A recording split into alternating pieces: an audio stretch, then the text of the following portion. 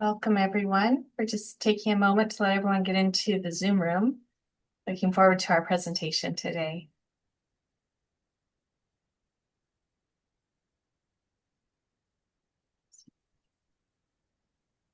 All right, I'm going to go ahead and get started.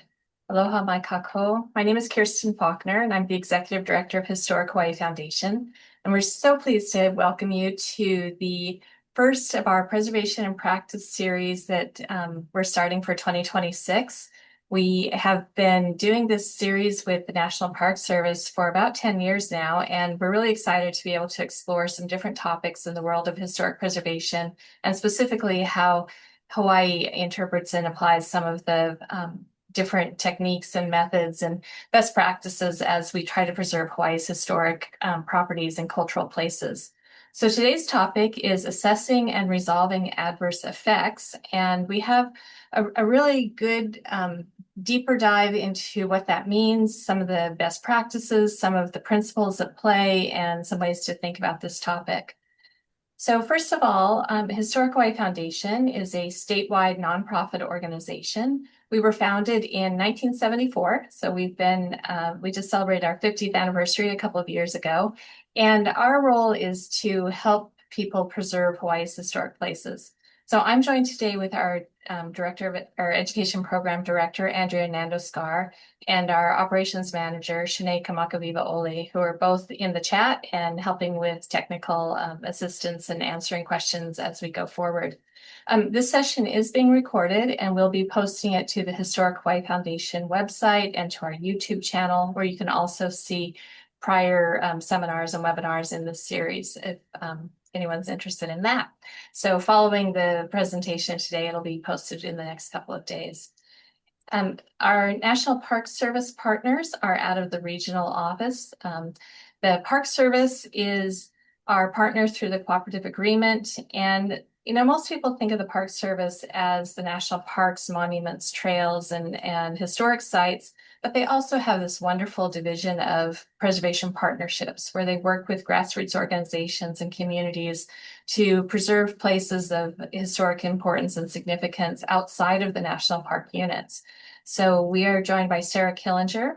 She's going to be presenting today, and also Dr. Elaine Jackson-Rotondo is providing some input into the chat as well. And then we're also very fortunate to have the Hawaii State Historic Preservation Division, which is a part of the Department of Land and Natural Resources with the State of Hawaii. Welcome the to Zoom. State of your meeting ID followed by pound. The State Historic Preservation Division, or SHPD, is sometimes referred to as SHPD. So if you hear us saying that, that's what we're talking about. And they have multiple branches that look into different parts of preservation in the state, including architecture, archaeology, history, and culture. And we're joined today by Dr. Susan Lebo, who will be presenting about the state of Hawaii's preservation rules and regulations related to this topic. So we are also able to offer this seminar for certificate maintenance credits through the American Institute of Certified Planners, through the partnership with the Hawaii chapter of the American Planning Association.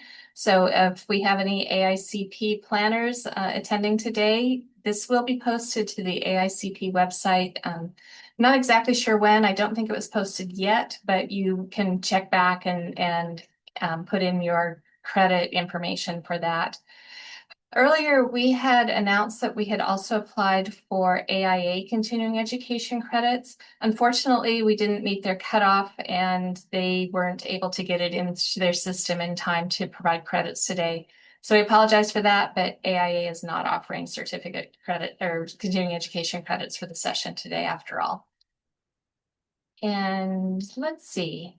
So what are we doing? Today we're looking at a specific part of the historic preservation review process. And this really comes about because we're looking at, as owners, stewards, development interests, government agencies, private interests, they're all consider different approaches to historic properties and cultural resources. And in that process, we all have the opportunity and responsibility to support appropriate preservation of these properties. But in many cases, a development or infrastructure project, whether it's done by a government agency or by a private interest, will have the potential to impact a historic property. Sometimes that's to benefit, it could be a good intervention, but a lot of times it isn't. And it may be either deliberate or it could be kind of collateral damage to some other project goal or outcome. So this session is to explore ways to resolve those effects. And we're going to be looking at a hierarchy of preferred outcomes, as well as the role of the public input and stakeholder consultation when developing alternatives and making those decisions. Our learning objectives for today are to basically look at how that works. How do effects to historic properties, how are they identified? How are they evaluated?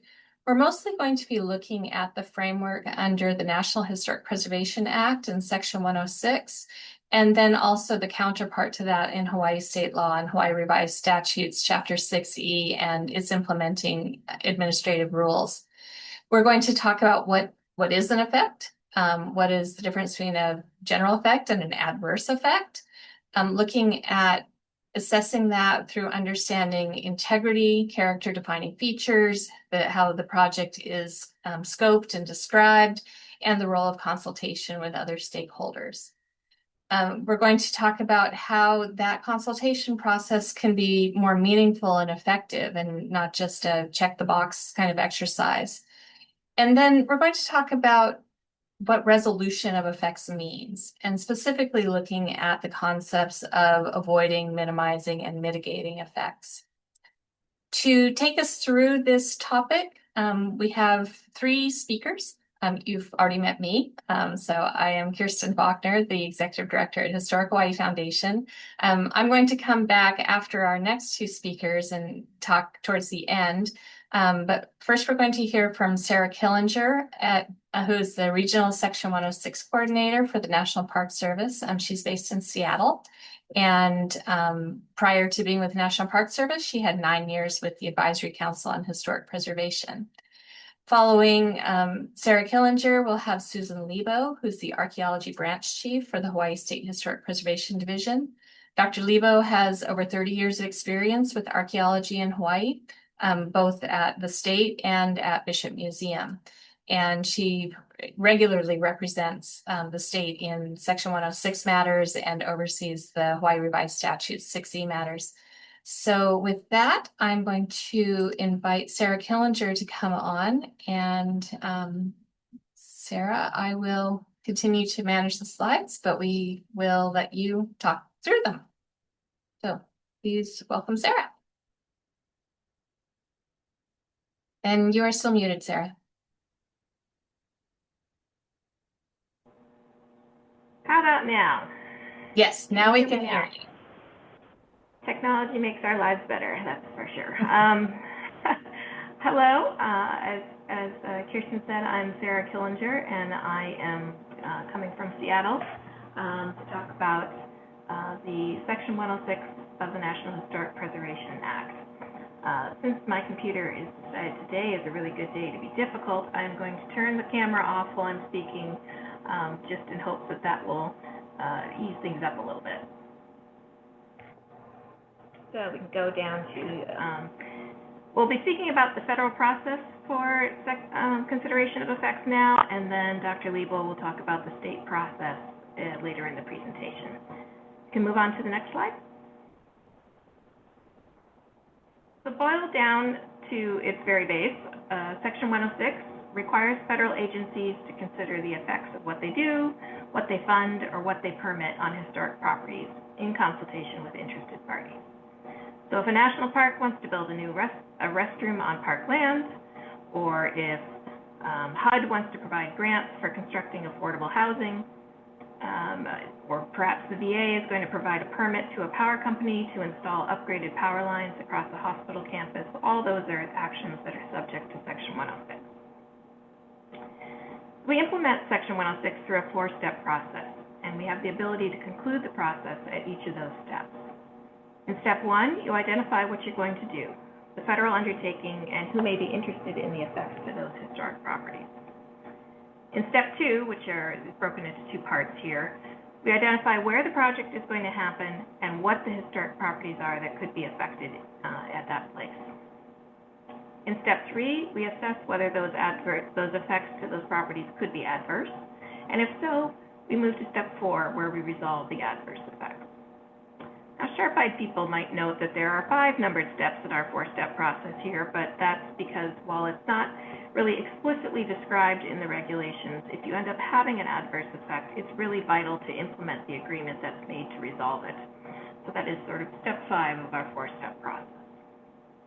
Today we're going to be focusing on steps 3 and 4, but we're going to touch on the earlier steps to lay the groundwork. So here's the formal definition of an undertaking, and it encompasses almost everything a federal agency touches.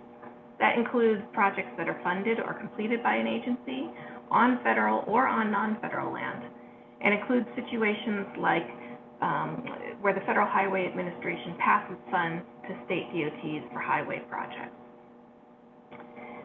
Projects that receive federal grants or other funding, and anything that needs a federal approval, license, or permit. To require Section 106 consideration, the undertaking also needs to have the potential to affect historic property. So if the Navy buys office supplies, it's using federal funds, so it's an undertaking. But that's not the type of activity that's going to affect historic properties. But if the Navy decides to repave a parking lot, or to paint a building, or to open up new areas for training, those are the types of activities that could affect historic properties. It's really important to have a good understanding and description of the proposed undertaking to be able to understand what the effects will have, that it will have. Small design details can really be the difference between an adverse and no adverse effect. And consulting parties need to be able to understand the project in its details in order to really participate in the assessment. Next slide.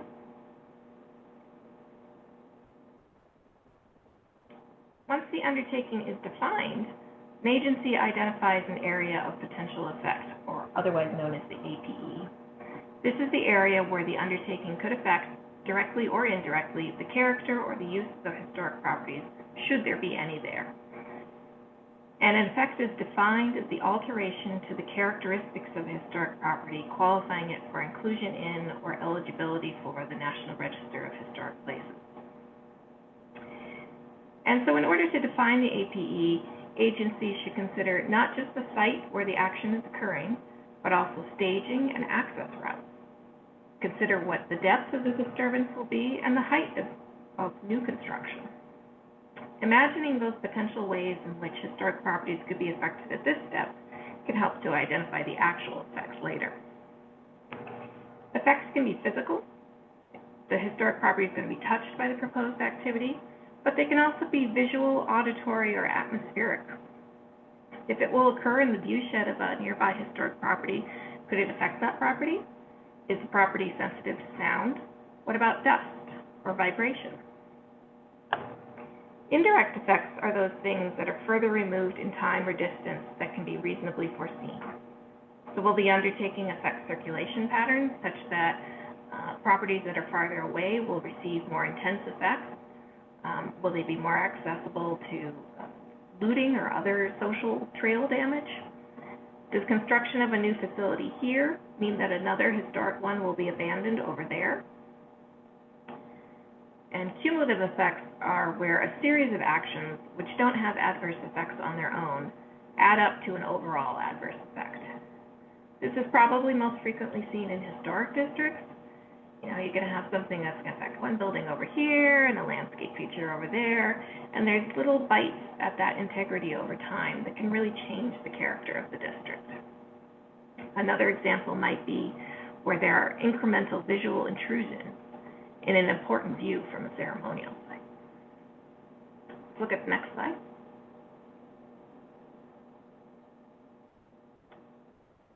So here's an example of a harbor improvement project that shows several different APEs. We have, in the red outline is the project area where, the actual physical work is going to go on, the work, the staging, and all that too. You have your physical effects there. Then within the green line, that is more of the visual, auditory, atmospheric effects.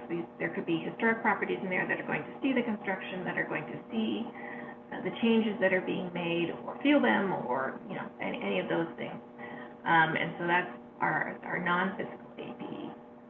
And then over on the right, there is the large triangle, which is looking at where does that project, which is the white dot, how is it within the view and of these four summits, these four important summits that have, it's a spiritual or cultural landscape, and how could that be affected? So we have one project and then three different sections to our area of potential effect for three different types of effects. Next slide.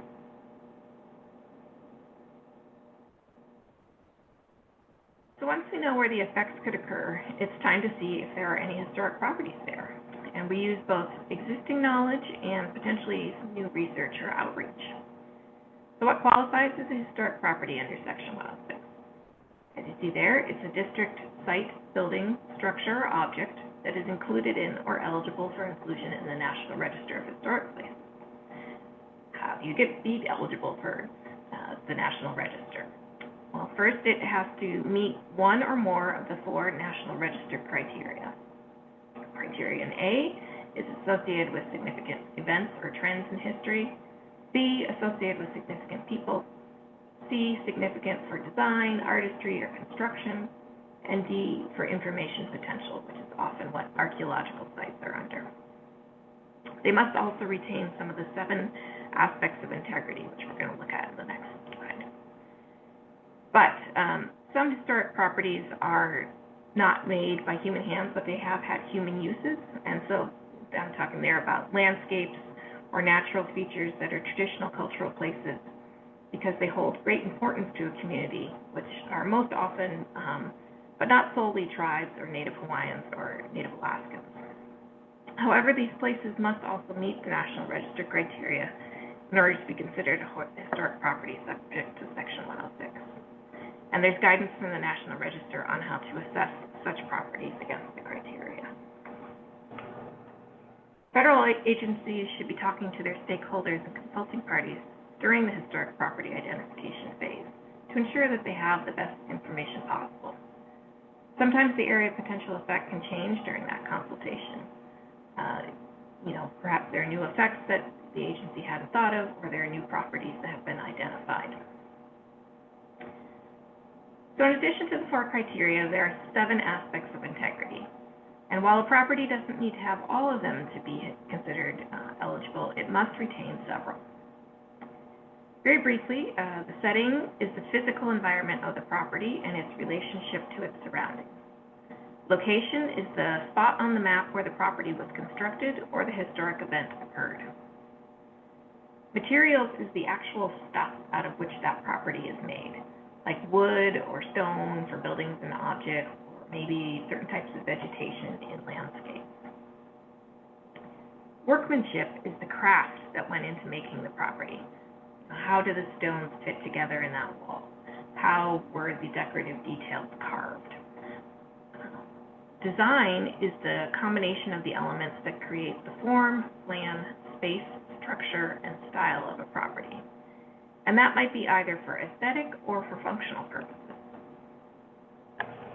The last 2, feeling and association, are more subjective than the rest. Feeling is the sense of a particular period of time and based on the property's physical features. They may be dependent on other aspects of integrity like setting, and it could incorporate sights, sounds, and smells. Association is the direct link between an important historic event or person and the property. When the property in question is a traditional cultural place, only a member of the community associated with it can say whether the integrity of feeling and association are still present. And feeling and association alone are not enough to say the property retains integrity. Some of the other aspects must also assist, like setting or material. Next slide.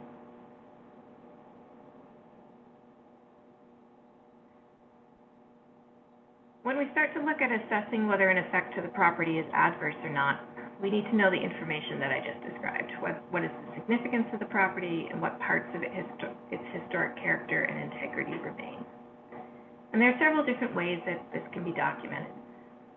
Particularly, we have National Register nominations, we have determinations of eligibility with concurrence from the SHPO, state site forms. You can also use documentation that has previously been prepared under the HABS Hair HAL program. We can see here an example of a bridge that was documented under the HAIR program. It can be drawings and photographs in historic context. Next slide.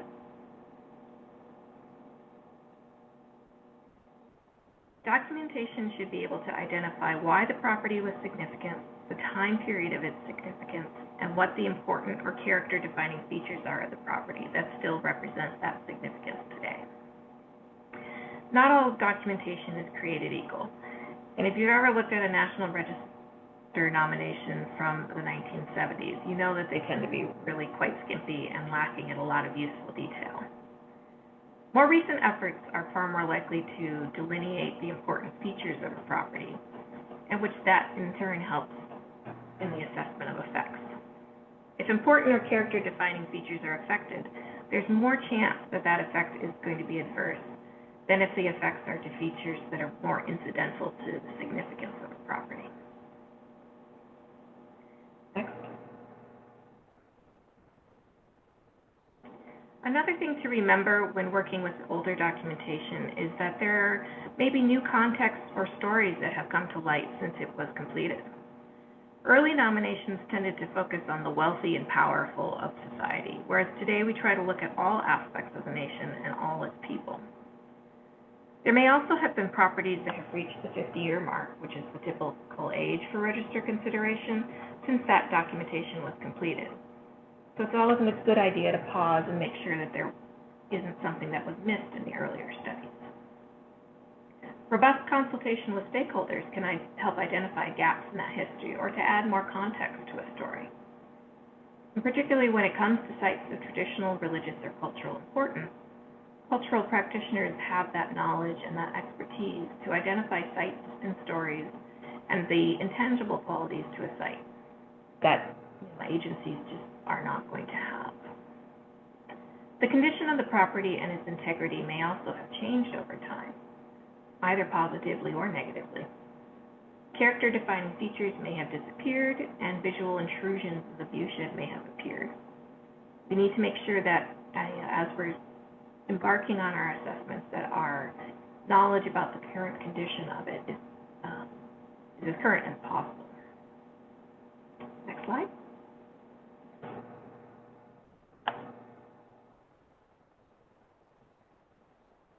So looking at the difference between an effect and an adverse effect, the effect is an alteration to the characteristics of a historic property, but an adverse effect means the alteration actually diminishes or harms the integrity of that property.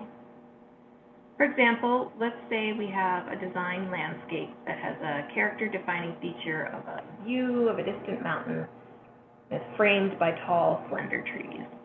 And due to age, those trees need to be replaced. This will be an effect to the historic property because the framing materials, the trees, of that character-defining feature, the view, is going to be altered, simply because it's going to be touched. If they're replaced with the same kind of tree, it's not going to be an adverse effect because those conditions are going to remain the same. But if they were replaced with short, bushy trees, or no trees at all, they could diminish the character of that view, or it could expose intrusions into the viewshed that previous trees blocked, and so it could be an adverse effect.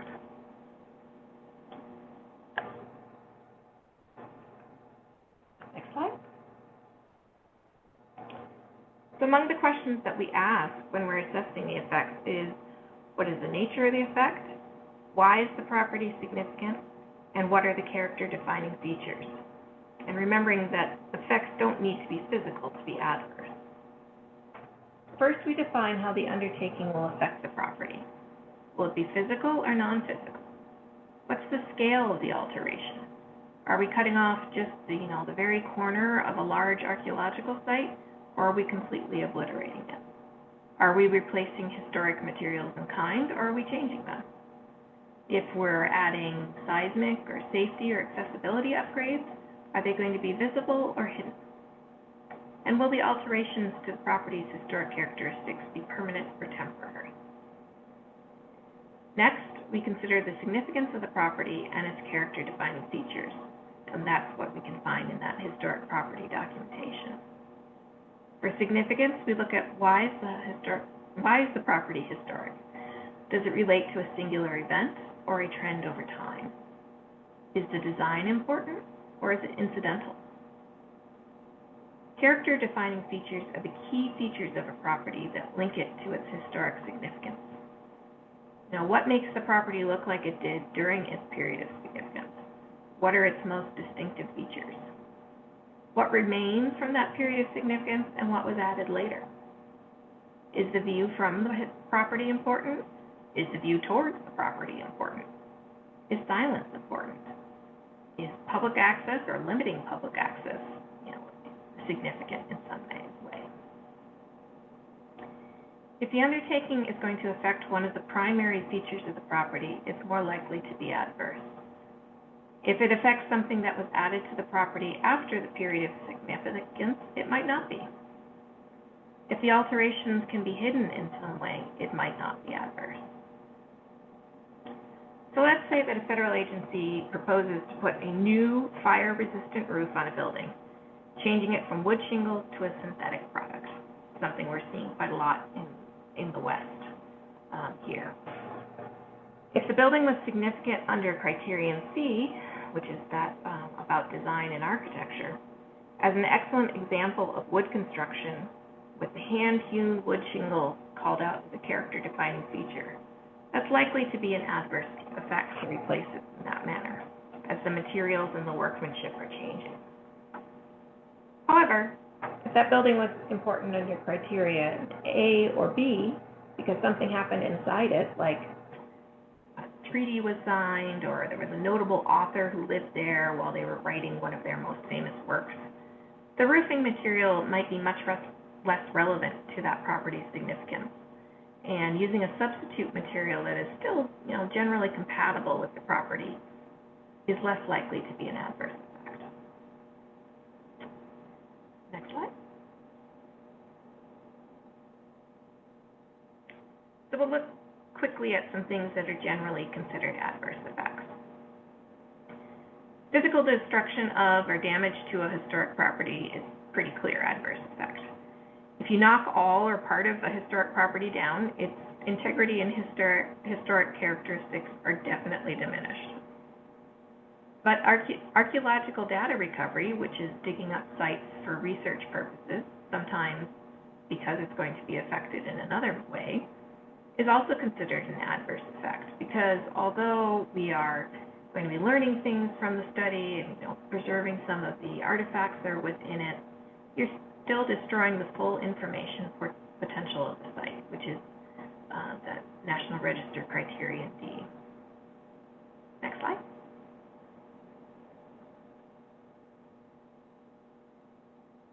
Altering a property is an adverse effect if it doesn't meet the Secretary of the Interior standards for the treatment of historic properties.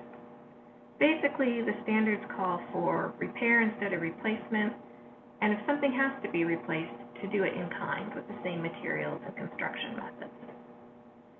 If an addition or new construction is proposed, it should be compatible with the historic property in size, scale, massing, and materials, but it should also be clearly distinguishable as being a modern addition, not pretend to be part of the historic features.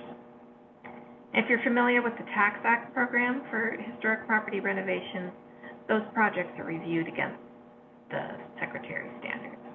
You can see here in this picture that when they were installing air conditioning units, they did not take into account any of the actual physical features of the property. They just sort of plunked them wherever, and that is not in keeping with the Secretary's standards because it is destroying some of those distinctive details.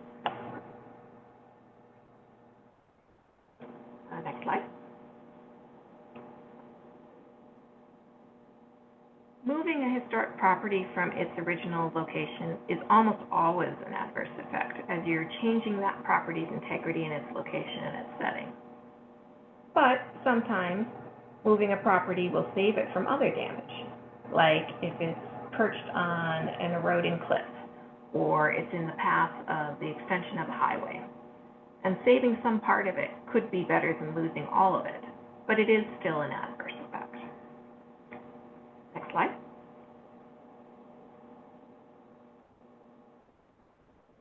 Changing a property's use, perhaps it was a publicly accessible building and now it's going to be private and no longer serving the purpose for which it was designed, that can be an adverse effect. Changes to the setting and the feeling can be adverse. Perhaps the property is now less prominent in the landscape, like the construction of the high-rise on the right caused for the Basilica and Park. Next.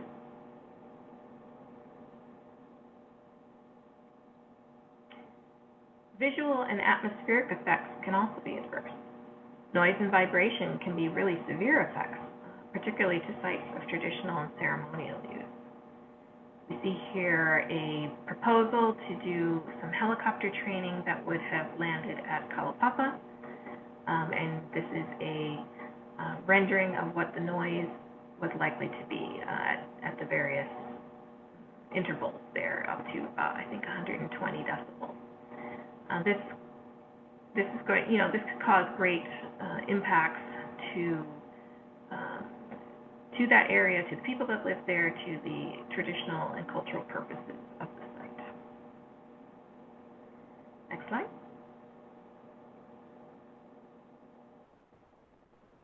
Sometimes adverse effects can be caused by inaction rather than action.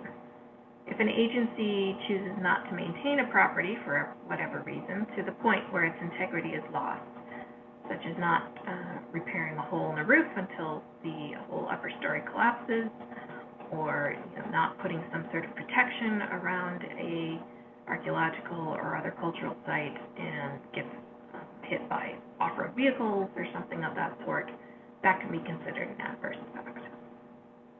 Next slide.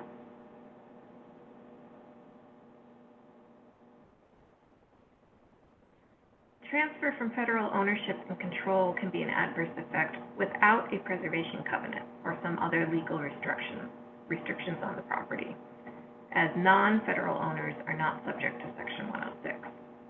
And so without a covenant, properties can be demolished or altered without consequence or without review.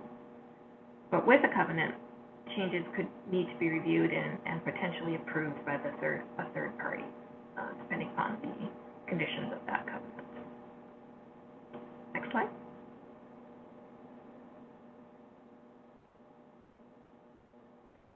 There are two other kinds of potential adverse effects that are generally more complicated to determine.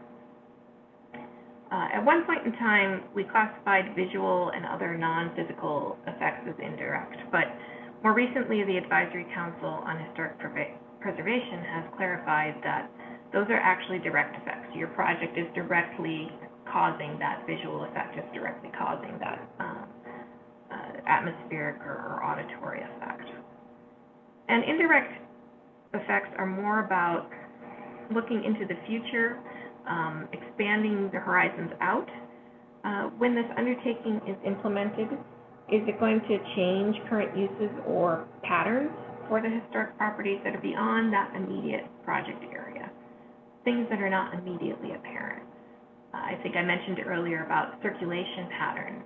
If the project, either temporarily during its construction or permanently would cause traffic to go a different route. So now some roads or some bridges are going to get heavier use than it did before. Could that possibly affect those properties? Were they designed to take that level of use? If a trail is expanding out into one way or another, is it opening up more land that now people are going to wander off to the side and find more sites that they could inadvertently damage or deliberately loot? Now the other ones Cumulative effects I find personally really the most difficult to classify. And it's identifying that tipping point where the small changes that are really not adverse on their own add up to a big change, and the historic character is noticeably diminished. It would be really nice to be able to quantify it, to be able to say, well, 25% of the property has been altered, so therefore it's now a cumulative adverse effect. But as with almost everything in Section 106, it depends.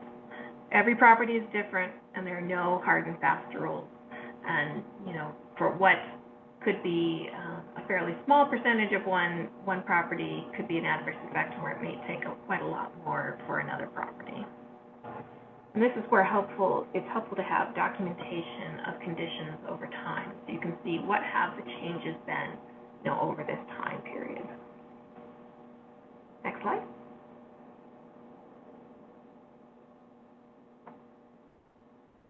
So determining what is or is not an adverse effect is not something that a federal agency does in a vacuum. While agencies have that responsibility to make the formal determination, consultation is an important factor in that. Consultation is considered the heart of 106, what makes it special, what makes this process distinct. The State Historic Preservation Office is a key player in effect determination. Their role is to provide concurrence with or objection to an agency's determination, and to help work out alternatives to adverse effects. Community members, like Native Hawaiian organizations or practitioners, can provide insight into how a proposed action is likely to affect the properties that they're interested in.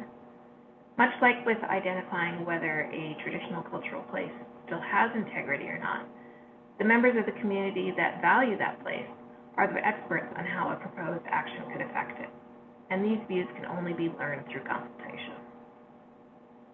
Other groups, like the Historic Hawai Foundation and other nonprofits, they're often consulting parties as well, and federal agencies will take into account their concerns and views that they share. And sometimes, through this, an initial determination of no adverse effect can turn into an adverse effect as a result of consultation, as some of those views and insights that the agency may not have had originally are shared. But just as often, consultation can help find solutions to reduce the impact of a project, taking it from adverse to no adverse effect. And Kiersten's going to talk a little bit more about that aspect in a little bit. And finally, soliciting the public's views is a really important part of the 106 process, particularly when you have complex projects and ones that will have adverse effects.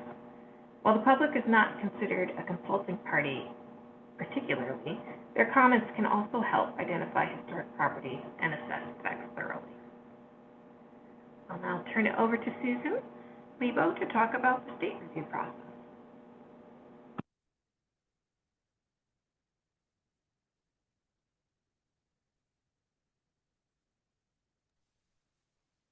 Okay, aloha. I'm going to talk about the Hawaii Revised Statutes and the Hawaii Administrative Rules. And basically want to start with the idea that everything you've heard so far in terms of the 106 process, much of that is also duplicated in the 6E Hawaii Revised Statutes process.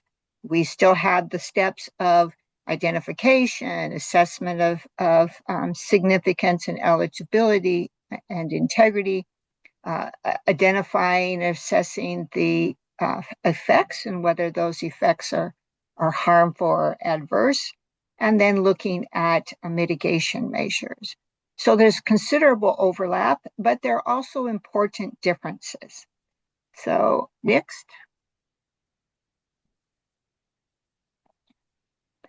So one of those differences is at the onset of the project, and that is the consultation component. So where 106 requires consultation with Native Hawaiian organizations, community stakeholders, the public, etc., from the start, and they have a role in helping with each of those 4 steps of identification, assessment of the area of potential effect, the historic properties that might be present, what are their character defining features, what will be the impact. That process differs under the Hawaii revised statutes in that there is no requirement that there be consultation regarding the entirety of the project, or that consultation must start at the onset of the property. Instead, what happens is that consultation usually is limited to one, either a individual party or NHO or organization or somebody from the public reaches out and says, I want to consult on this project. I feel like I have something that I want to share regarding the project. I have information about why I think there's historic properties present, what they might be, concerns about impacts and so forth. The one place in the Hawaii Revised Statute 6E that requires consultation is in several locations. One is we have projects that are under Hawaii Revised Statute 6E-42. Those are private projects. That is where private individual landowner project proponent is deciding to do a project, and they are going to need a permit or approval from a county or state agency. We have 6E8, which are government projects. These are projects undertaken by the state or county agency. This does not include federal agencies. It is limited to projects by state or county agency. And next we have 6E10, which are private projects that somebody's planning to undertake on a property that's been is listed on either the Hawaii Register or the National Register of Historic Places, or both. And we're going to talk today primarily focusing on 6E42 private projects and 6E8 government projects. It's important to know that you cannot substitute 6E for 106 or vice versa. Oftentimes we'll hear a project proponent or an agency say, oh, well, we did consultation under Chapter 343 for NEPA or HEPA or some other environmental process, or we did consultation under Section 106, therefore we don't need to do consultation under 6E. And that's not the case. You cannot substitute one for the other. You need to do both when they are appropriate. You do have the ability to tell the people that you're consulting with that I'm consulting under to meet the requirements of HRS Chapter 6E, as well as National Historic Preservation Section 106, as well as Chapter 343. But you must be explicit. Again, there are differences in terms of who is consulted. So usually under Chapter 6E, consultation is triggered by one or more historic properties being assessed as significant under Criterion E. And we'll talk about that a little bit later. But basically, Criterion E is in addition to the other criteria that were already discussed, A, B, C, and D. Criterion E looks at whether or not this historic property has important value to a particular ethnic group and to the cultural values that they previously or currently carry out. So under 6E, if you have a property under assessed as significant under Criterion E, then consultation is required. And again, we'll go into that a little bit more. Another difference is that when we determine that there is a harmful effect on one or more historic properties, under 6E, we end up having to develop mitigation plans versus an agreement document under 106, usually in the form of a memorandum of agreement. So who gets to decide effects? Well, first we have to make sure we understand the definition of what is a historic property. So the definition under 106 is that you have a historic resource that is eligible for listing or is listed on the National Register of Historic Places. Until recently, the definition under 6E was to look at whether or not a historic property had one or more aspects of integrity, and then also one or more aspects of significance, whether that was A, B, C, D, or E. Now, the definition has been revised to indicate that that historic property, to be a historic property, must be eligible for the Hawaii Register. So it needs to be at least 50 years old. It needs to have one or more characteristics of aspects of integrity. It must meet, be assessed as significant under one or more of the criteria, A through D, and then also assessed to be eligible for the Hawaii Register. A common mistake is that many people forget to do the step of assessing eligibility for the Hawaii Register. And two, they sometimes will say that a property is significant, it's eligible for the Hawaii Register, and then indicate, if that project is also a 106, that it is not eligible for the National Register.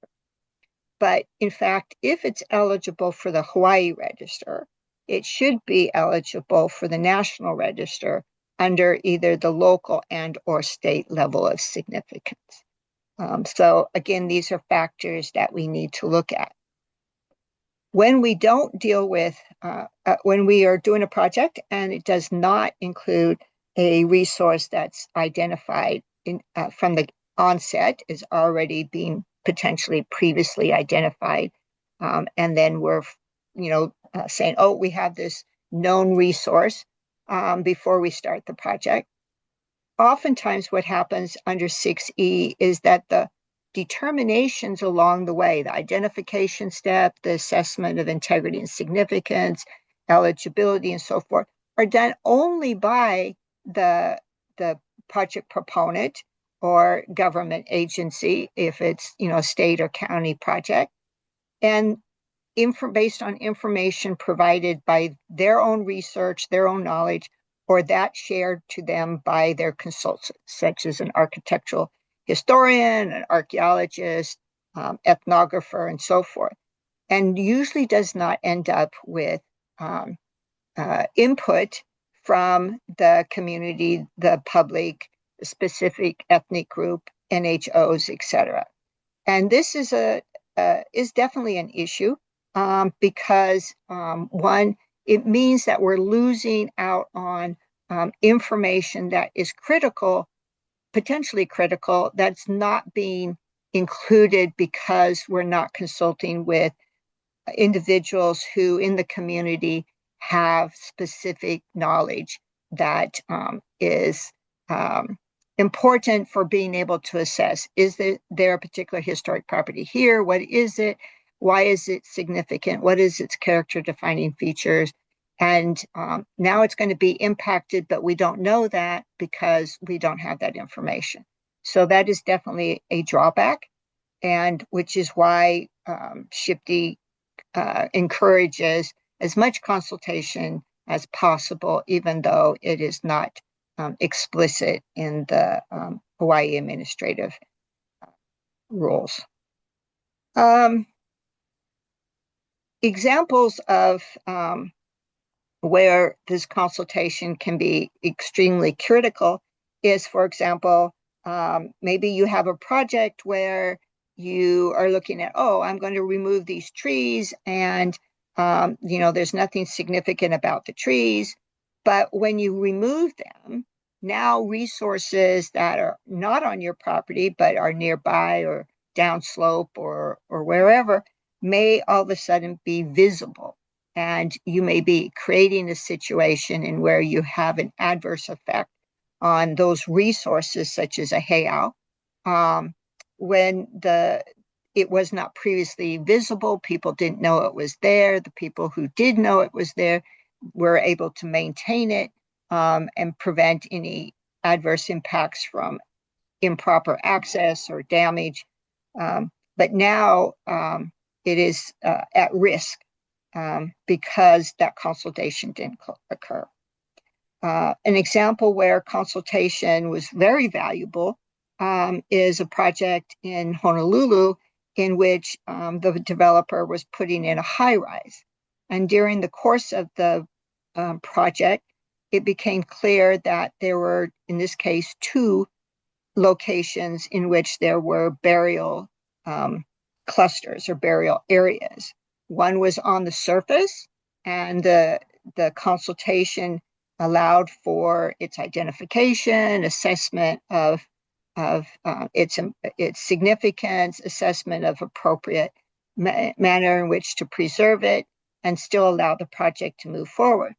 The other burial area turned out to be subsurface and was within the location of the proposed building. And so the consultation again became very critical because it was necessary to assess how can we build this building, which consultation and design indicated couldn't be moved anyplace else on the property because there simply wasn't enough space, was to look at how through consultation can we fully assess what are the character defining features and how can we ensure that the construction does not adversely affect that burial area through everything from physical impacts to, in this case, also vibration, how the installation of metal plates, the installation of micropiles, etc., can still occur, but not adversely impact this burial area. And so that's one of the reasons that consultation needs to occur. And again, even though it's not clearly spelled out as being triggered for 6E projects, except for when you have sites that are significant under criterion E, consultation more and more today is being done to look at the whole range of historic properties that might be present. Next.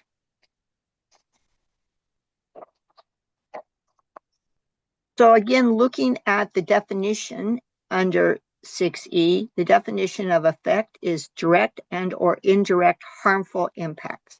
It does not use the terminology of adverse effect. It is looking at whether the impacts are going to be harmful in some manner, and explicitly states partial or total destruction of historic property or setting, detrimental visual, spatial, or noise, increased access that may result in damage, and neglect that may result in deterioration or destruction. It does not indicate such things as impacts that might be the result of changes in access that are decreasing a community's ability to actually access historic properties that are significant to the community. So while the definitions are similar to those of 106, it's important to note that the language is slightly different in terms of calling them harmful impacts. What it doesn't include also is clarity on what constitutes a historic property in terms of, yes, we already know that a historic property has to be at least 50 years old. It has to have one or more aspects of integrity. It needs to be assessed as significant under criterion A through E. And it needs to be eligible for the Hawaii Register. But it doesn't tell us how to identify and assess those with respect to tangible versus intangible resources, or tangible and intangible impacts. There's nothing in the definition that says direct or indirect that clearly indicates that you need to not only look at, say, detrimental visual impacts to a tangible historic property, but how to do that and what that might look like if you're dealing with an intangible. So, for example, we have a high-rise project in which the assessment was that there was no historic property within the project area. But in this case, it was no tangible, no physical historic property. But there were actually two historic properties, two pohaku, two large boulders that were on either side of the project area, one rather close to it, one further away. And between the two were connected by a visual connection and a linear view plane. And the construction of the new building would actually break that view plane. So it wasn't touching either of the pohaku, but it was going to affect and block the view plane that connected the two of them. So there's both a tangible component to the historic property and an intangible. So again, it's important to, through consultation, one, help identify those, but two, also help identify what might be appropriate ways to avoid or minimize or mitigate that impact that's going to occur. Another example might be that you have a trail. And this one actually came up in a review earlier this week, in which there's physical evidence of the trail on the right-hand side of the project area, outside it. And then if you go on the left-hand side, again, there's more evidence of the trail. But the trail itself within the project area is not physically visible. But we do know that there's an alignment that connects the one on the right and the segment on the left. And so again, it's through that consultation that it became clear that there was a trail within the project area that needed to be addressed. And then the question then becomes, how do you develop a mitigation measures to minimize that impact? In this case, they're considering putting in gates that allow the people to continue to cross the project area, even though the area will be developed. Sometimes you can end up increasing the access to a historic property, and that may result in potential damage. So an example is we have a traditional Hawaiian double hull canoe that it's not within the project area, and it's not going to be physically touched by the project, but the project, which is putting in a pedestrian bridge, is going to open up more pedestrian traffic to the area where the canoe is located. And that increased access to the canoe poses a potential for adverse impact or harmful impacts to the canoe because of the amount of pedestrian access that will occur through the completion of this project. Next.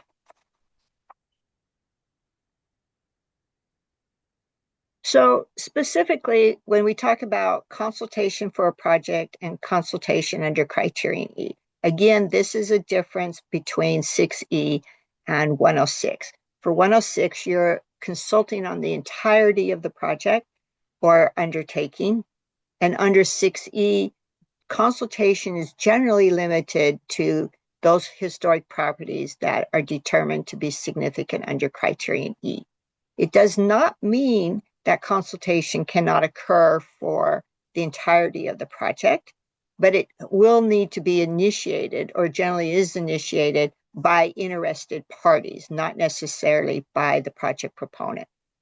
Although we have many project proponents in Hawaii who are cognizant of the potential for their project to affect historic properties that are important to various communities, and take it upon themselves to do a consultation project component for the entirety of the project.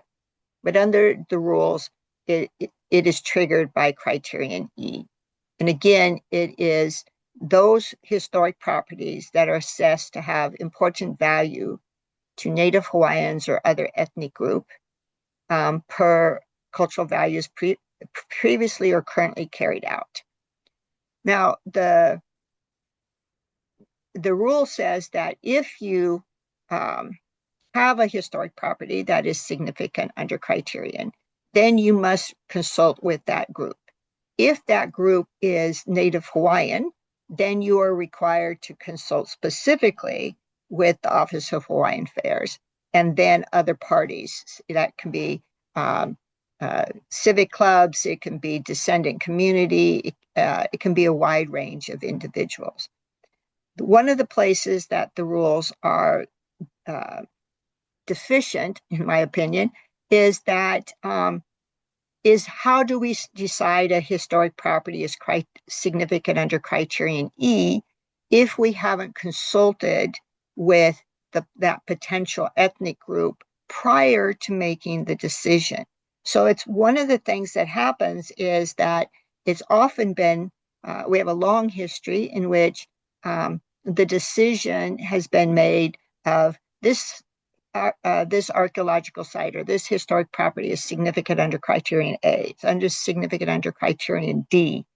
And then if it's not identified by the project proponent or their consultants who are the subject matter experts, whether that's archaeology or architecture and so forth, the consultation never occurs.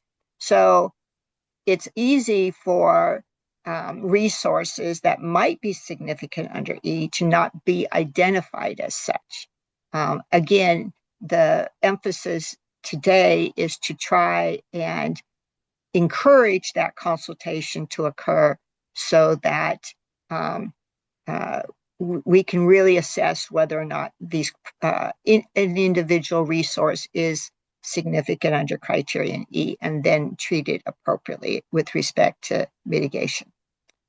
Okay, so under 6E, the effect determinations are no historic properties affected, and that means that we either have no historic properties or we have historic properties, but they are not going to be impacted in a harmful manner. Effect with agreed upon mitigation commitments are for private projects where the mitigation has to be agreed to by the private landowner. The third is effect with proposed mitigation commitments. This is for government projects being undertaken by a county or state agency. Chapter 6E says there are 5 forms of mitigation: preservation, architectural recordation, archaeological data recovery, historical data recovery, and ethnographic. And under 6E, the mitigation commitments, once they're agreed upon in terms of basic category, it's going to be preservation or it's going to be data recovery, then a mitigation plan is developed.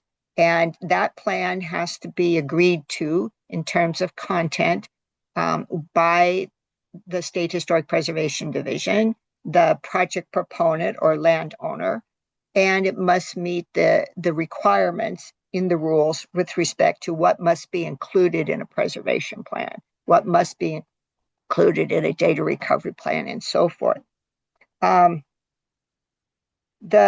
In contrast, mitigation commitments under Section 106 are codified in a memorandum of agreement.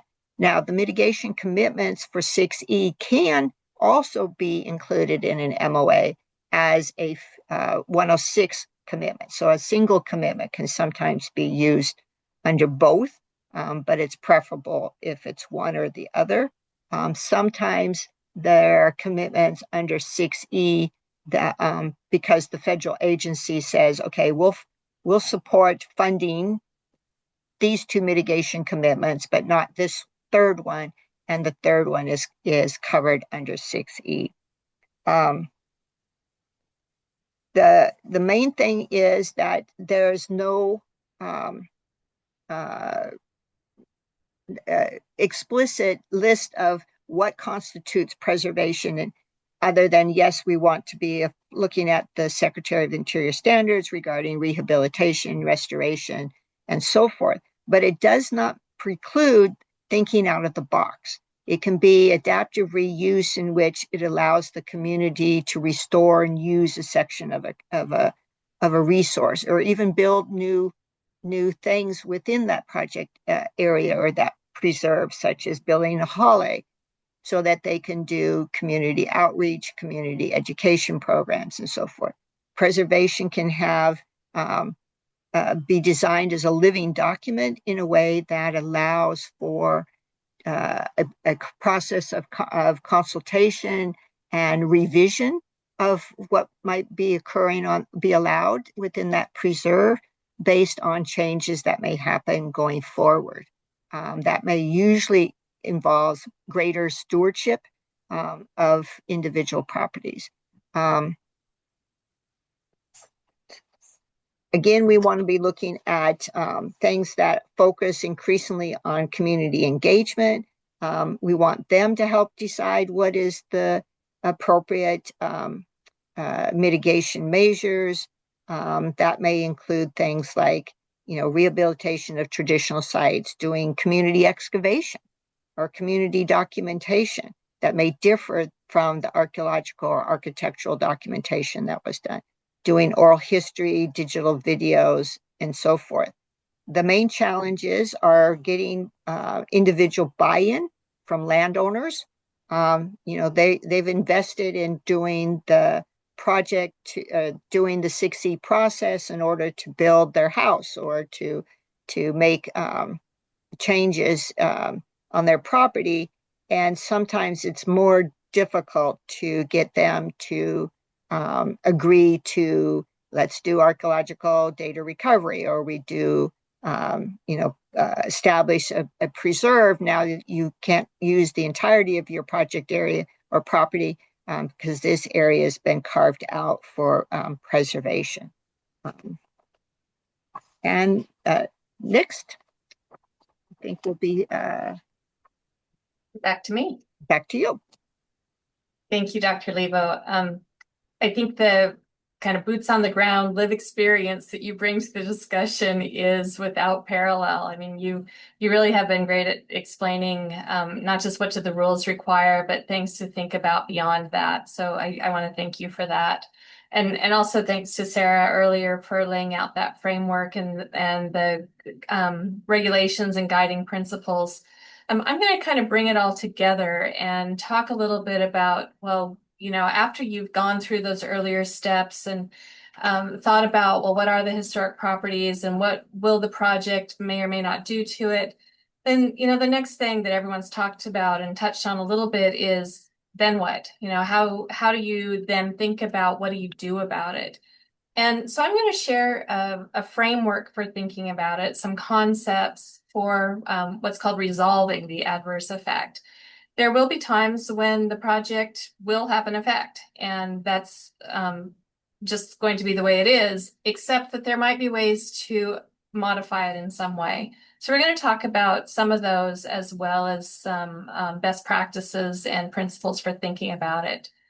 So in general, and this is getting back to the 106 framework, but if there will be a project or an undertaking that may have an adverse effect, that's when that consultation concept that we've talked so much about really kicks in. And having the ability to talk about it in a way that is based on problem solving.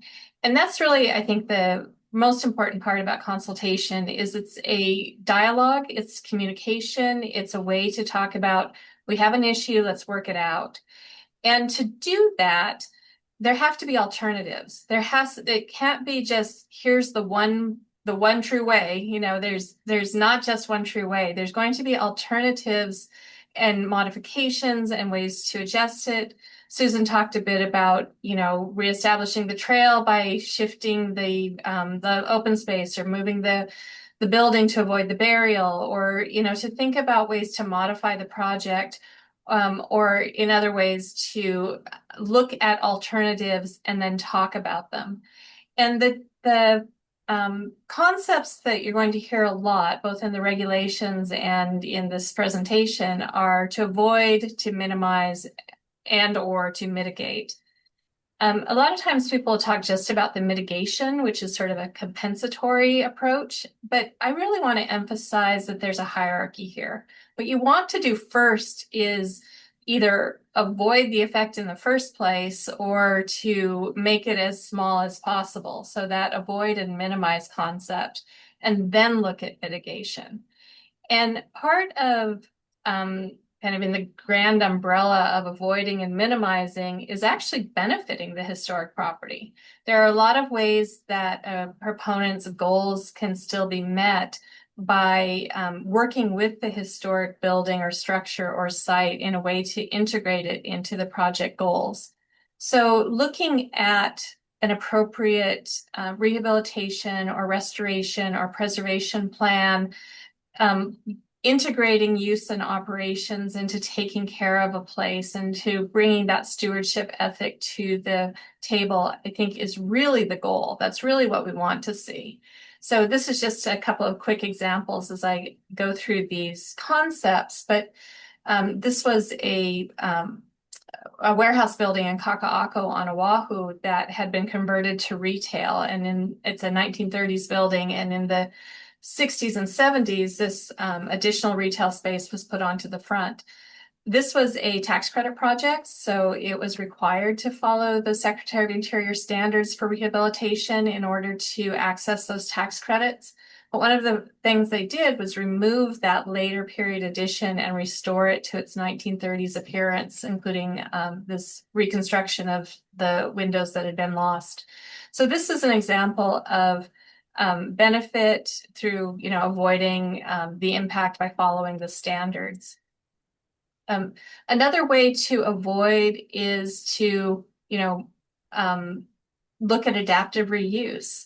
Here's an example from, again, in Kaka'ako. It was an office building that was converted to affordable housing. It's a single room, you know, small rental project, but it's part of a larger development that includes commercial use and public gathering space. So by taking an existing building and converting it to a new use that is compatible with it and following those standards, they were able to keep the building.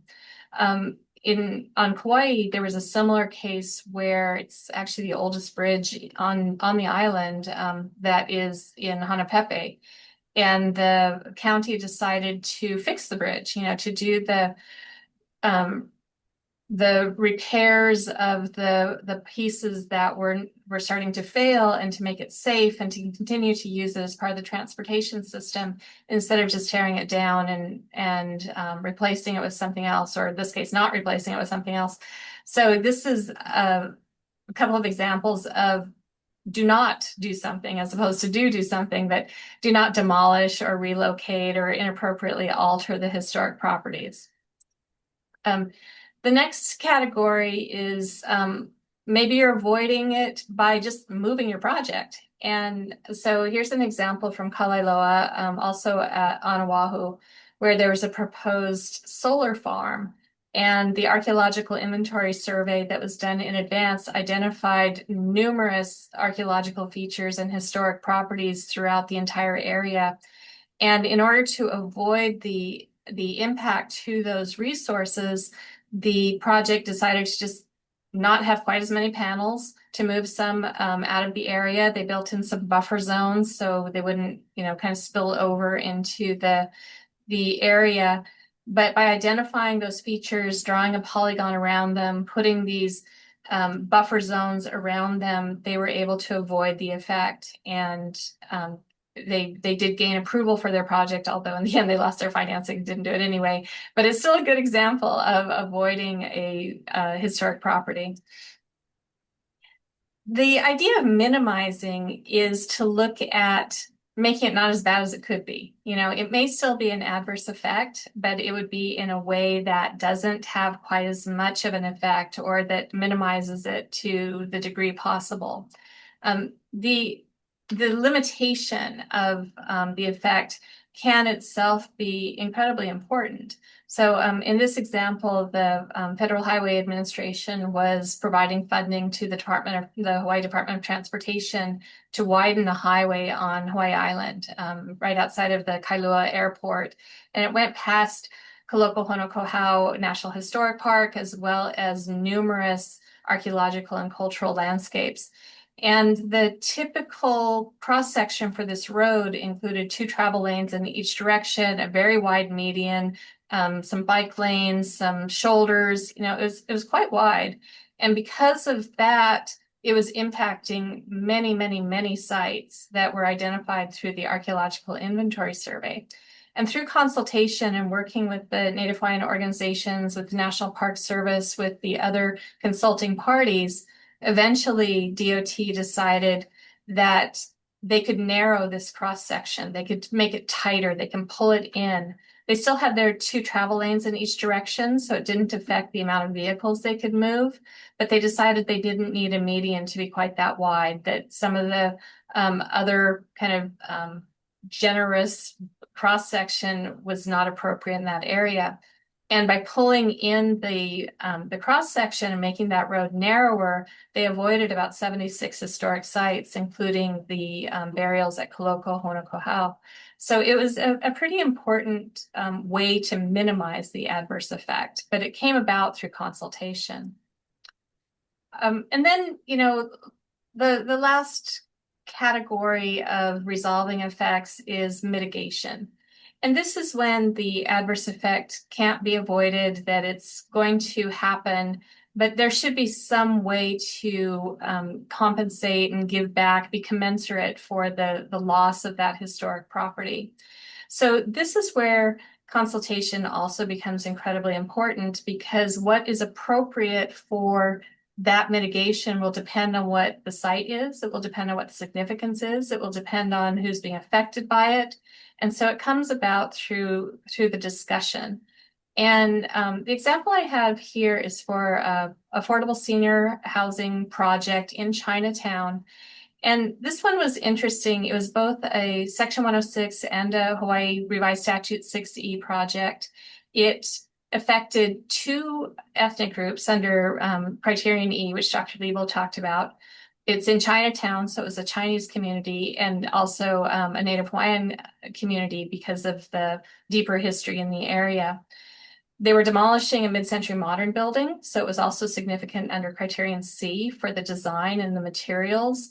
And so it was significant to multiple people for multiple reasons in a very urban environment. It was located next to a Chinese temple. And so as part of the consultation, they wanted to have a feng shui master come in and talk about how it would affect their temple and their cultural practice of feng shui. They developed archaeological mitigation, burial treatment plans, a historic context for the engineering of that mid-century modern building. They established a community advisory committee to help integrate this new senior housing project into the wider community. They developed educational and interpretive programs, and they had a construction protection plan, which was important, again, for that Chinese temple next door to it, so that the vibration and the damage would be avoided as the construction happened. So it was a pretty robust list of mitigation measures, but they took into account what is the historic property, what are the potential effects, how can we best work with that community to come up with something meaningful to them. Which takes me to thinking about how to develop mitigation and how to have some principles that will guide those discussions and get you to where you want to be. So these are best practices, and it really doesn't matter if it's triggered by 106, if it's triggered by state law, if it's just something that ethical community members want to do. But taking into account some of these principles to come up with the best way to work with a community and to resolve these effects. So one of them is to look at the linkage. What is the nexus between what's causing the effect and what's being affected? So what are those connections between location, the type of the resource, the type of impact, and how does that link to or have a nexus to whatever the proposed mitigation measure is? Looking at proportionality, is this commensurate? If there's greater damage, there should be greater mitigation. If there's minor effects, maybe you don't need quite as much. So looking at keeping that in balance and having it be proportional. Susan talked a lot about benefit. Who benefits from the mitigation? Is it a report that sits on a shelf and SHPD can use it and nobody else? Or is it something that is available to the public? Is the group that is most impacted by the harm or the adverse effect to the historic property, are they going to be made whole in some way? And what about the larger public? So looking at improving education or understanding or providing more opportunities for preservation results or improving overall preservation systems so that we can avoid future conflicts or future losses. Another really important principle is being timely. Just committing to mitigation with an open-ended, no due date, that doesn't work. It has to say who will do what and by when and how do you know? And having the agreements implemented and completed at the same time or even before the project itself becomes operational. Because once the road is open and the high rise is built and the project is done and the developer is out of town, it's very unlikely that someone else will come back through and finish it off. So it's really important to tie the implementation to benchmarks to the project themselves. And finally, we just want you to think about mitigation being place-based and community-based. Those are the real important outcomes here. With that, we only have about 6 minutes left, so I'm going to ask both Susan and Sarah to come back on, and we might have time for just a couple of questions, and give me a moment. Sarah, are you able to come back on again? She was having trouble with her computer earlier, so I appreciate your ability to really adjust as we go forward. So Sarah, I'm going to start with you. Do you have, I guess, any top of mind advice as either for the agencies or for the consulting parties or even the project proponents? Like, what's the one thing you wish they would know and they would do? I would say the thing that is most important is to start early, not to put it off till the last minute, because then you are going to make better decisions. If you have more time to think about it, you'll have the opportunity to consider alternatives and to actually really engage in consultation and engage with the spirit of the law, as opposed to, just sort of checking your boxes as you're going along. Yeah, early and often is not a bad concept. Susan, same question to you. What's the one tip or best practice or what you'd like most people to have top of mind when they do this? Again, I think early consultation, but I would add to that the importance of early consultation specifically with the State Historic Preservation Division, so that we can help provide guidance regarding what all do you need to do, what is the process, and what information needs to be provided in order to complete your review of your project and help guide you on, okay, your project needs 6E and 106. You need to, you have certain permitting requirements, or you have multiple agencies, just to be able to provide guidance and then also be able to provide some initial information about what we know about historic properties that might be present or might have an impact, and who they might reach out to consult with. early, whether that's specific NHOs or specific other agencies and so forth. Yeah. And, we've just barely scratched the surface on consultation and what makes good consultation. Do you have any thoughts about, and this to both of you, I'm sure you've seen consultations that go terribly, terribly awry, and some that are just wonderfully smooth and great. And while people might not agree with the project, they're able to come to agreement. What's the difference between those two scenarios? Is it attitude? Is it information provided? What is it that makes some consultations go well and others just make you, wake up and dread and not want to go to work that day? So one factor is that for us, what constitutes good consultation is if the parties who are consulting feel that they have the opportunity to affect the outcome. If somebody goes into consultation with the expectation the agency is just going to do a checkbox and they're not going to really listen or make modifications, then you can expect it's not going to be a very successful consultation process. Sarah, how about you?